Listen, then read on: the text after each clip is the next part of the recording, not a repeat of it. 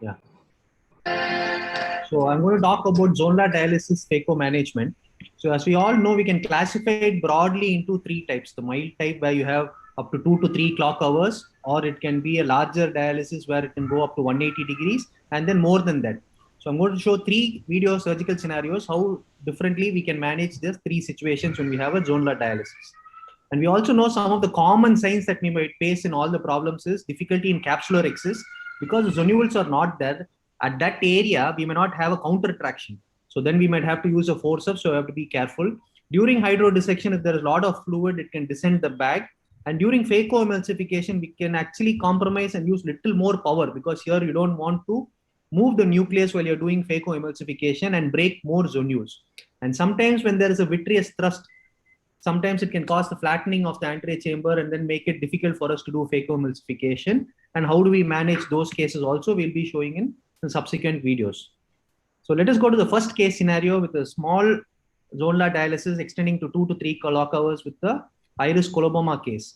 So we all know how difficult these cases can be.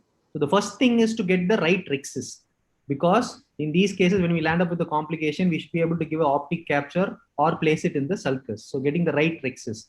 So initial days, we can always make a limbal groove because in case we have to convert, I feel this is slightly easier than a purely clear corneal incision. As I said, careful hydro. You can see we are not doing like a normal phaco where the jet goes off. So we're just doing a careful, slow hydro dissection and a hydro delineation also. Usually prefer the stop and choke technique.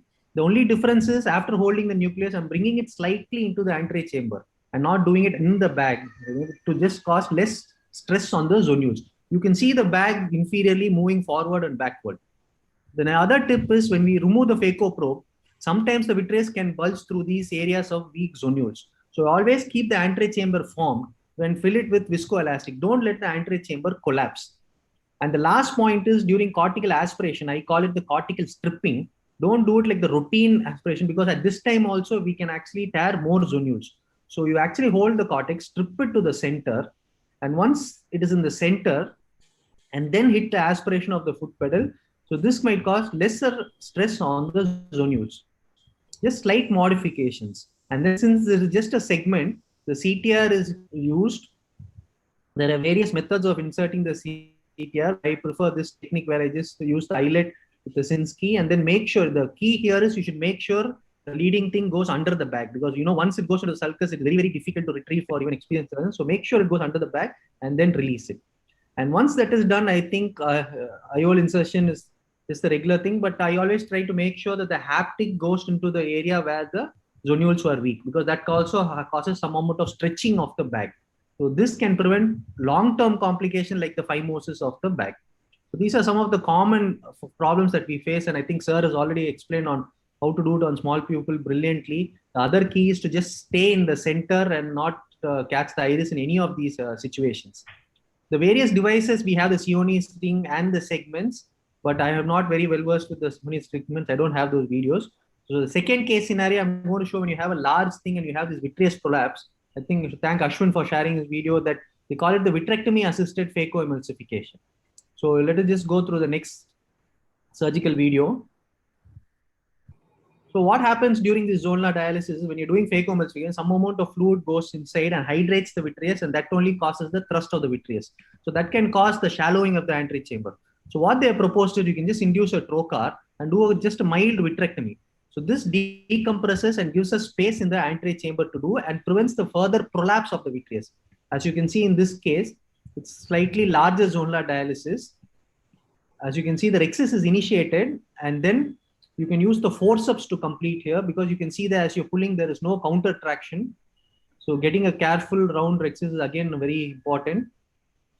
Here, the other step that you can do in these cases are use the capsular hooks. They're different from the iris hooks. They're longer and they're softer. So I prefer the capsular hooks because iris hooks sometimes can tear the anterior capsular margin because they're sharp.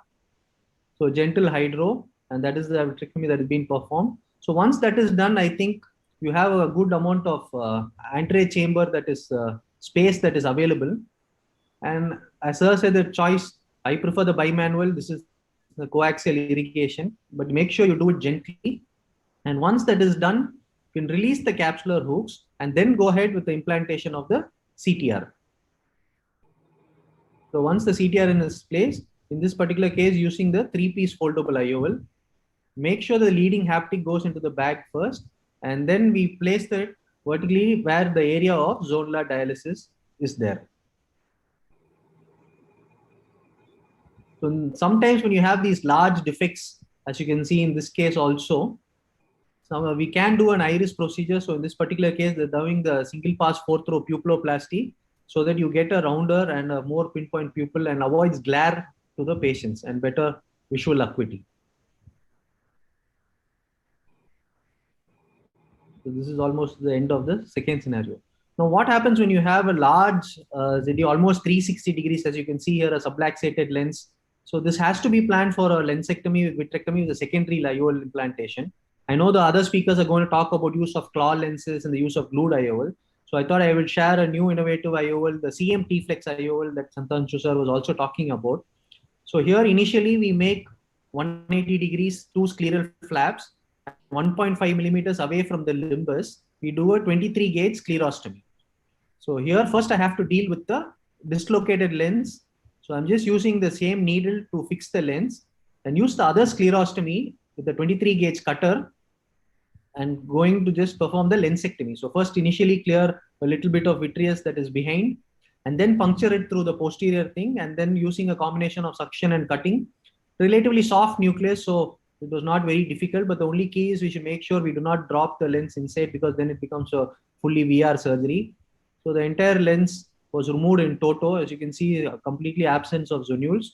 So this is the new CM T-Flex IOL, a single piece hydrophilic lens with a T-shaped haptic. So these T-shaped haptics, when you're bringing it out of the sclerostomy, opens up and prevents the lens from going back inside. So these can be done through a regular 2.8 clear corneal incision. So the T junction that comes out, you should grasp the head of the T junction. And at this point, we do not pull the IOL out. So we're injecting the rest of the IOL. And make sure you can leave the trailing haptic at the section or over the iris. So once it is injected, then we are pulling out the T junction. You can see once it comes out, it has a pop and the T junction opens. And that prevents the design, prevents it from falling back inside. So that is almost over. So you don't have to do any tucking or you don't have to do any suturing required. So as you can see, just a small animation clip, just any cartridge can be used, but make sure that the T comes out first because then it is easy for us to hold the lens. So once you're holding it and bringing it out of the sclerostomy, you can see it opening up and then stays inside. So same way, the second thing is done by the handshake technique, transfer it and then bring it out. So once the both sides are done, you can see the haptics and very well centered lens, and you just have to remove it. And right now we're using glue to close the flaps, but you don't need even the glue. So these are some of the post-operative pictures. As you can see, well centered IOL, the UBM picture showing that the place of the lens so that there is no rubbing when the iris constricts. So there won't be any pigment dispersion or inflammation later on. So we have certain publications both in our local journal, and happy that we had one recent publication in JCRS also as a new innovative lens design for the treatment of aphakia in post-cataract surgeries. Thank you, sir. Thank you, entire team of AOS for giving me this opportunity, and thanks, Santhanshu, sir,